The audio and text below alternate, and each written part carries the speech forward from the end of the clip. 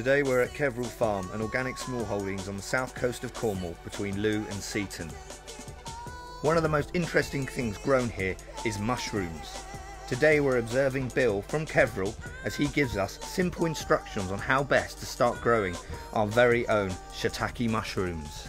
So these are oak logs and they're best cut in the spring before the buds have opened, when the sugar in the cambium wood is the highest level. And the first thing we're going to do is, this is the food for our mushroom, and we've got to introduce the mushroom to the food in such a quantity and in such a way that it outcompetes any other possible competing fungus. So we do that by drilling holes along the length of the log and around the diameter of the log in a sort of diamond pattern, about every 6 inches along. Now this is like just an everyday drill, but with a special auger bit that's made to be exactly the same size as the tool we're going to use later to inject the sawdust with the mushroom in it into these holes. Right, and here's some I did earlier, as they say on computer. So the next stage is to take what they call the spawn, and this is a bag of sawdust that's been inoculated with Shitaki mushroom mycelium, which is this white material you can see growing on the surface. You can see that in the sun, there we go. There you go, the white material on the sun, and also you can see down in here a little network of white cells. Those are the mushroom hypha, or the mycelium of the mushroom, that are growing through this sawdust, and we're going to take it using this tool and fill the holes that we've just drilled. So it's as simple as that. You just jab this tool into the sawdust and it fills the end up, put it over the hole and slap it. Right, so the final stage of inoculating the log is just to seal these holes that we've put the sawdust into with some hot wax. That kills off any mushroom spores that might be in the air that have landed on the surface here, and it also seals the moisture into the surface of the wood, which gives your mushroom the best chance of then growing from this sawdust into the wood. And that's what we're trying to achieve here.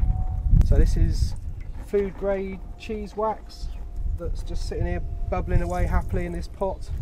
And ideally it should be hot enough that it produces a little burst of white bubbles when you dab it on, and soaks right into the bark of the wood around the hole. But you don't really want to be painting the wood with wax, you want to just be sealing the surface of the hole you've made, really.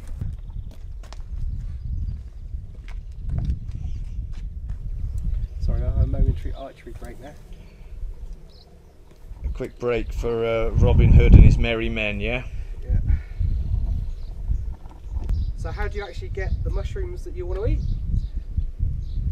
You've got to give that log a hard time. It's the only way.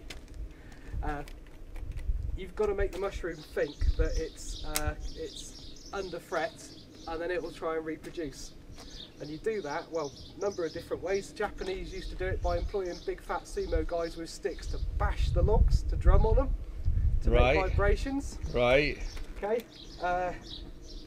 I thought about doing that, but I couldn't find 2 big sumo blokes on the farm. So, so we do it by shocking them, by trying to drown them in cold water. So that tank over there, that's a tank that's big enough to take about 40 logs. And I'll move the logs from the barn, I'll put them in that tank, I'll cover them with cold water, completely submerge them, and leave them there underwater for no more than 2 days. If you leave them for more than 2 days, the mushroom will drown and you'll kill it. Right, so these logs have been in this tank for only 3 days now.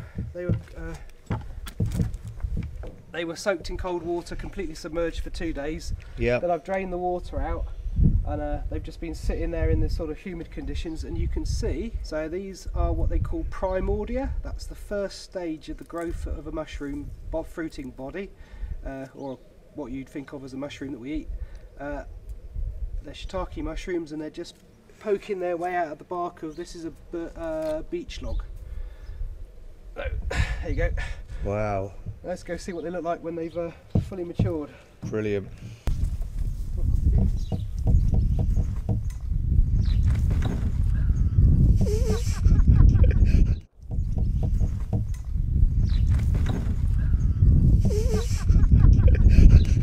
I got it. I got it. man takes a dive going into the electric fence. Okay, so you've just seen the logs in the tank with the little tiny mushroom primordia forming. Now when enough of those logs in the tank have got those primordia all over them, I take them out, I carry them in here, I just stack the logs up like this and then mist them morning and night for 5 minutes just to keep the humidity levels up around the surface of the log. And there you have it, a whole bunch of lovely shiitake logs all forming in a little cluster, just ready to be harvested. You just grab hold, twist, and oh, looking good. There's your mushroom. And there you have it, growing shiitake mushrooms in a nutshell. Major mushrooms and the easy guide to growing. Maybe a few people from this might just try it out. It's pretty unusual and I think we all love mushrooms, so thank you very much for your time and effort. You're welcome. Good luck growing, Mr. Shrooms. Thank you very much.